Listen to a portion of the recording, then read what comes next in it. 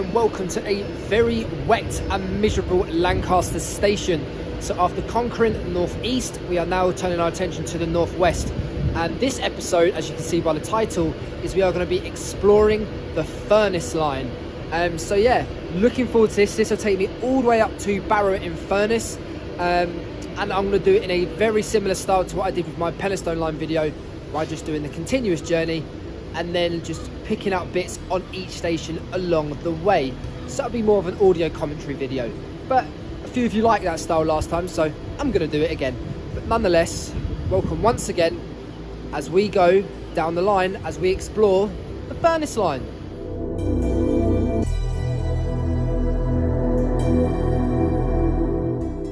The Furness Line is a railway line that runs through Cumbria and Lancashire between Lancaster and Barrow in Furness.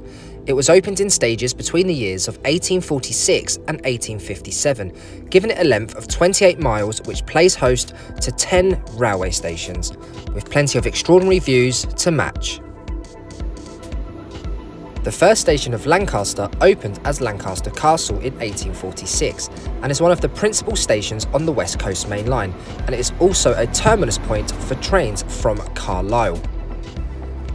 So we headed on to our first train, and after boarding the Northern Class 158, I departed the very wet Lancaster station and made the short journey towards a very well known place among railway enthusiasts, which is Carnforth.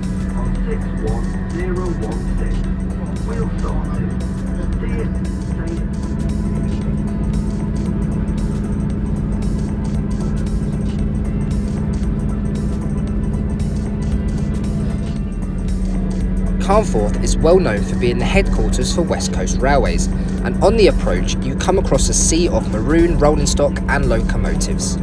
This is a place I would love to walk around, but I did hear a rumour that they do prohibit photography on base.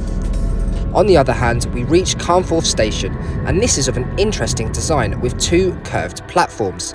The station opened in 1846 and comes with its own heritage centre with plenty of vintage artefacts. It was a shame, however, that it was closed on my visit, but another cool feature is that the station pays homage to the film Brief Encounter, which was partly filmed here at Carnforth station.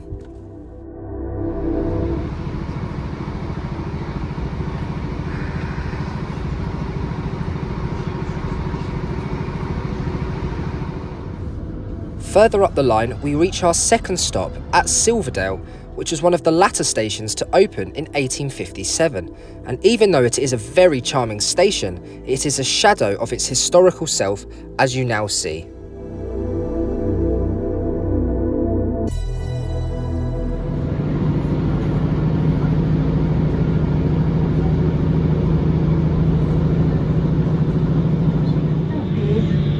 Next up on the Furness Line is Arnside Railway Station, which has its main feature just outside of the station, which is a 475 metre long viaduct that crosses the River Kent.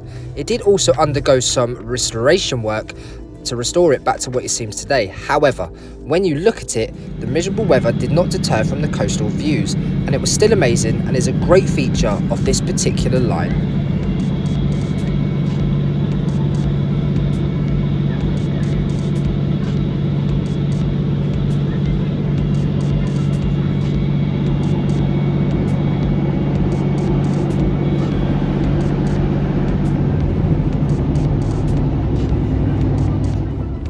Grange-over-Sands is our next station stop, which is a popular seaside destination and has been for many years. Originally named as just Grange, the station has Grade 2 listed status for the station building, which was given in 1975, and upon inspection it is very easy to see why.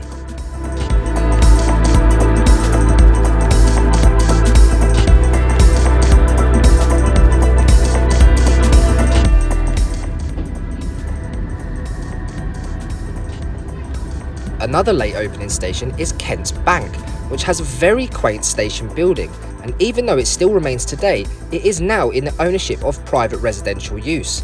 It was also nice to find a black and white picture shot of a Class 40 running through the station. How times have changed with modern units that we now see today.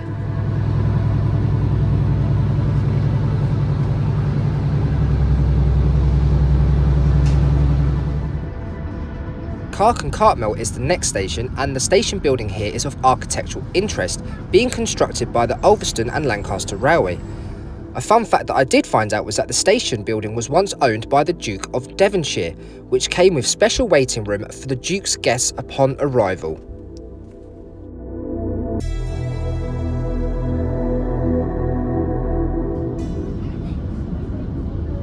A short distance further down the line, we reach Ulverston, which was also Grade 2 listed, and when the station was built, it was designed in a way to be one of the main features along the original Furness Railway route.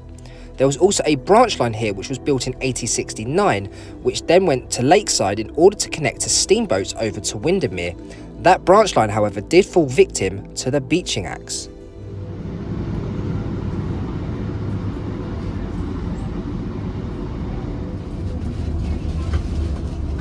After being well over halfway now, we reach one of the original stations along this line, which is Dalton.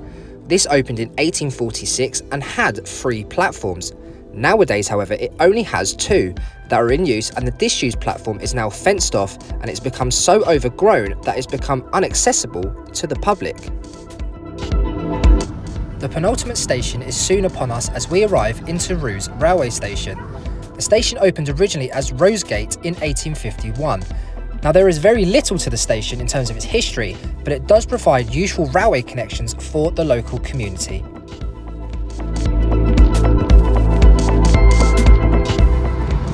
After a highly enjoyable journey of just over an hour, we reached the final station stop on the Furness Line, which of course is Barrow in Furness. During the 20th century, British Rail offered long-distance intercity services which terminated at Barrow.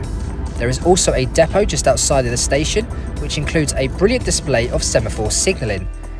A fun fact from 1907 to 1941 is that the original Furness Railway steam locomotive called Copperknob was stationary outside of the station, but it is now kept at the National Railway Museum at York. All in all, this is a line that you need to come and explore and sets the tone for the next episode, so I hope you have enjoyed it. So there we go, the Furness Line is done as well. So yeah, cracking on well with these northern lines. Apart from the weather, I will say the views out the window, if it was a nice dry, even it doesn't have to be pure sunny, it could just been a nice dry day, that would have done it more justice. The weather being as it is, with it being grey, cloudy, raining, obviously it masks the window a bit. So I am sorry, I can't control the weather, but I hope you got out of it enough. But that was fantastic. There was 2 viaducts there, Arnside and I think Grange over Sands maybe. I could be wrong on that second one, but that was fantastic. I really enjoyed that journey on a 156 because I changed at Carnforth because I wanted to have a look at Steamtown. So yeah, like I said, I'll just get a little bit of a. So I've already spoke about Barrow, but you've got like, I love the semaphores here. You've got the depot in the background with some 195s, 156s. So hopefully on my next train up to Ravenglass, I'll be able to pass them, get a few numbers down there, everything. So yeah, but I hope you enjoyed this journey. Like I said, I'm currently getting wet as I'm talking to you, but it's all for the cause. So yeah, thank you very, very much for watching. And the next episode, I was planning on doing a Cumbrian coast part 1 journey, but I thought I'm not completing even half of it for a part 1, and then just to come all the way back to do a little bit more. I'd rather do the whole hog, so I'm going to park it for now. But the next episode will come from the Ravenglass and Eskdale Railway. So, looking forward to that. So yeah, keep your eyes peeled. Thank you very, very much for watching, and I will see you in the next episode.